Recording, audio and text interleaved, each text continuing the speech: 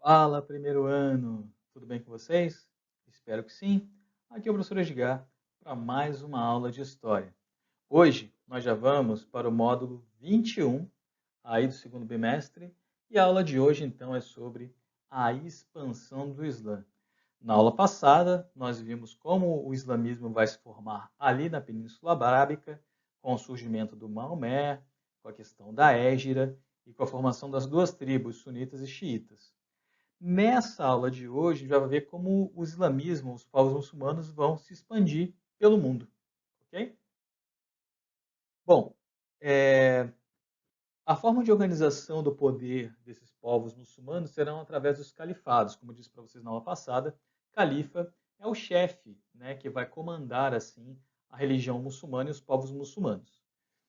Os quatro primeiros califas, logo após a morte de Maomé, serão parentes de Maomé, da dinastia dos Axemitas. Esses quatro primeiros califas vão fazer com que as fronteiras do Islã já sejam expandidas para a Síria, Palestina, Pérsia e Egito. Isso não significa que esses países vão se tornar automaticamente muçulmanos. Tanto é que se a gente for hoje para a Síria, a gente vai ver que tem muitos católicos, na Palestina tem lá os arianos, melhor, na Pérsia tem os arianos, na Palestina tem muitos cristãos também, tem judeus, inclusive, né? E no Egito também tem muitos cristãos. Então, não é que esses países vão também se tornar muçulmanos, mas você tem a expansão da religião para esses lugares. Bom, dois califados vão se destacar aí, né? Teve mais, tá? Teve mais califados que vão fazer a mesma coisa, mas esses dois se destacam, é o que estão na apostila de vocês. Os Omíadas, que vão durar ali... e quando eu falo de califado, é como se fosse uma dinastia, tá?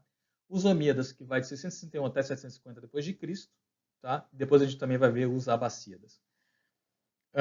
Os Abássidas, desculpa. Bom, os Omíadas, né? Eles vão impor uma sucessão hereditária, então, obviamente, eles vão estar muito mais ligados aos xiitas, tá? Eles vão mudar a capital de Meca para Damasco, que fica na Síria, ou no Líbano. Enfim, eu sou péssimo em geografia. A gente não vai ver uma unidade desses povos, você vai ter ali a rivalidade entre xiitas e sunitas. Eles vão invadir o norte da África, que eles vão ser chamados ali no norte da África de mouros, tá? Então, quando você fala assim, aquela origem mourisca, ou eles eram mouros, são os africanos do norte que vão se islamizar, tá? Então, eles dão uma origem a um novo tipo de povo ali no norte da África. Há um avanço também dos Omíadas sobre a Península Ibérica, eles vão dominar boa parte do território da Península Ibérica e também da Índia. Quando é que a expansão do território deles vai parar? Quando eles encaram os francos, na Batalha de Poitiers, em 711. Carlos Martel vai derrotar os exércitos muçulmanos e ali para o avanço omíada. Ok? Bom, agora a gente vai falar de um outro califado, os Abássidas, que vai durar de 750 até 1258. O califado abássida, ele vai iniciar matando os omíadas. Eles vão cometer uma chacina, principalmente dos líderes dos omíadas. Tá? Alguns líderes omíadas vão conseguir fugir e vão fundar na Península Ibérica o que a gente chama de Emirado de Córdoba, no ano de 756. Tá? Eles vão transferir a capital para Bagdá, que hoje fica no Iraque, eu acho. Acho que é.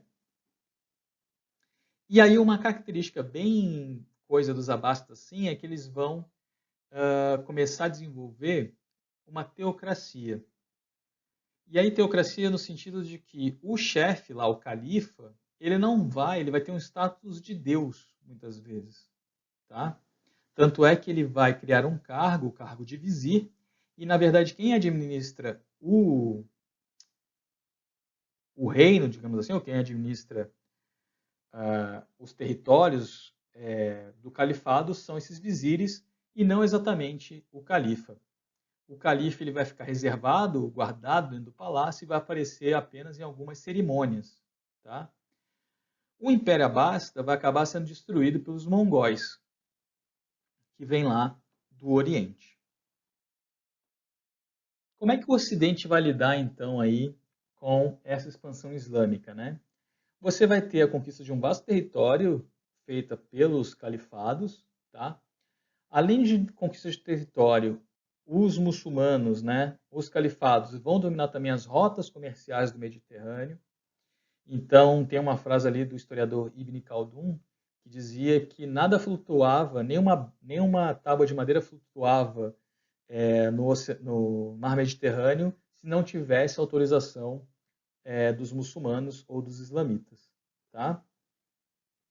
Então, tanto europeus ou como qualquer outro povo só conseguiam navegar pelo Mediterrâneo com a permissão dos islamitas. Tá? E aí é bem interessante a gente pensar como esses povos do Oriente vão acabar também influenciando a história do Ocidente. Né? O desaparecimento do comércio, muito devido a esse impedimento do comércio marítimo, né, vai fazer com que se acelere o processo de ruralização da Europa, contribuindo assim para a formação do feudalismo. Então você tem a redução do comércio europeu, incentivando a ida para o interior, até para produzir mais alimentos para a população e etc. E isso vai fazer então com que o processo de feudalização da Europa aconteça com mais rapidez. Pessoal, esse era o conteúdo de hoje. O vídeo hoje é mais curtinho. Realizem as atividades, leiam a apostila e a gente se vê então na aula de amanhã ao vivo para corrigir as atividades. Ok? Um grande abraço e até lá.